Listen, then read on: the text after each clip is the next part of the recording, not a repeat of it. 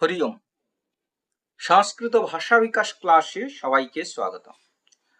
আজ আমি আলোচনা করব এক কথায় প্রকাশ। যারা দ্বাদশ শ্রেণীতে সংস্কৃত বিষয় নিয়েছেন এবং 2025 সালে পরীক্ষা দেবেন, তাদের জন্য এই ভিডিওটি অত্যন্ত গুরুত্বপূর্ণ।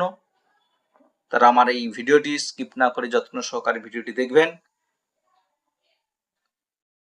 কারণ এই প্রশ্নগুলোই পরীক্ষায় আসতে চলেছে। আমি আলোচনা করব এক কথায় প্রকাশ 2015 সাল। আমি এখানে 2015 থেকে 2024 সাল পর্যন্ত আলোচনা করেছি উত্তর সহ। 2015 প্রথম প্রশ্ন হচ্ছে নদী মাতা যস্য স, উত্তর হবে নদী মাতৃকঃ। 2 নম্বর প্রশ্ন জেতুমিচ্ছতি জিগীষতি, অর্থাৎ জয় করতে ইচ্ছা করে, সেটা হবে জিগীষতি। জনানাং সমূহ জনতা,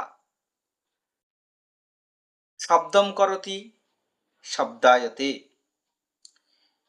এটা যদি লট প্রথম পুরুষ একবচন আছে, তাই উত্তর লট প্রথম পুরুষ একবচন হয়েছে।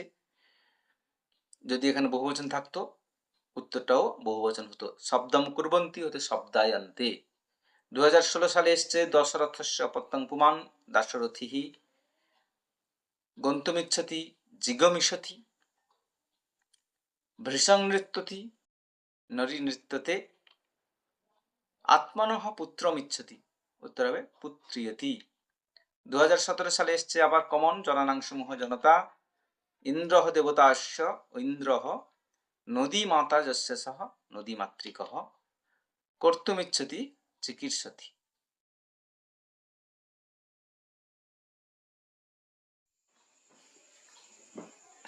এরপর পড়ব 2018 সাল। গণপতি দেবতা অস্য, উত্তর হবে গণপতঃ। জনানাং সমূহ জনতা, কন্যায়াঃ অপত্যম পুমান কানিনঃ। ব্যাকরণম অধীতে, উত্তর হবে বৈয়াকরণঃ। শিবঃ দেবতা অস্য, 2019 সালে এসছে শৈবঃ। জ্ঞাতুমিচ্ছতি জিজ্ঞাসতে। অতিশয়ন বলবান বলবত্তরঃ।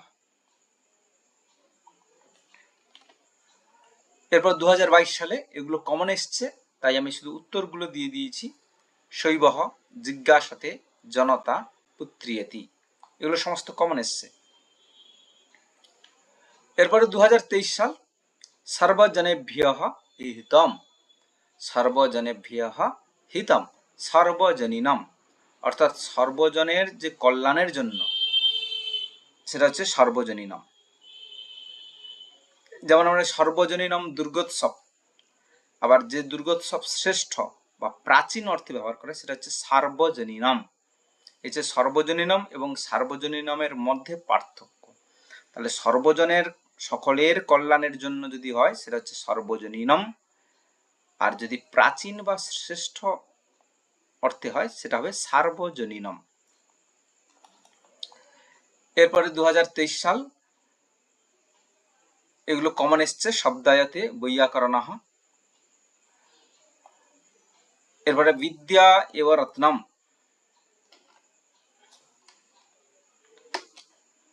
বিদ্যা এব রত্নম বিদ্যারত্নম।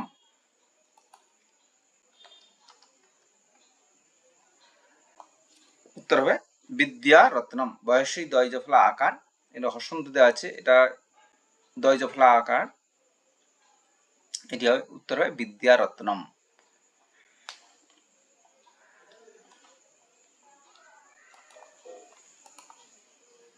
2024 সাল ভৃশং অথবা যদি পুনঃ পুনঃ থাকে তখন কিন্তু আত্মনেপদী হবে, এটা মনে রাখতে হবে। ভৃশং অথবা যদি পুনঃ পুনঃ থাকে তার অ্যান্সার কিন্তু আত্মনেপদী হবে। ভৃশং অথবা পুনঃ পুনঃ নৃত্যতি, হয় ভৃশং নৃত্যতি থাকবে অথবা পুনঃ পুনঃ নৃত্যতি থাকবে, অ্যান্সার হবে নরী নৃত্যতে। যদি এখানে এখানে যে বচন থাকবে, যদি এক বচন আছে এক বচনের অ্যান্সার হয়েছে, দ্বিবচন থাকলে দ্বিবচনের অ্যান্সার হবে, বহুবচন থাকলে বহুবচনের অ্যান্সার হবে, অথবা যে পুরুষ থাকবে সেই পুরুষ অনুযায়ী সেই বচনের অ্যান্সার হবে। এটা খেয়াল রাখতে হবে। পরের জনতা, জিজ্ঞাসাতে এগুলো কমন এসছে, তাই আর আমি পুরো দিইনি। আচ্ছা, গোহ পশ্চাৎ উত্তর হবে অনুগবম। গোহ পশ্চাৎ অনুগবম।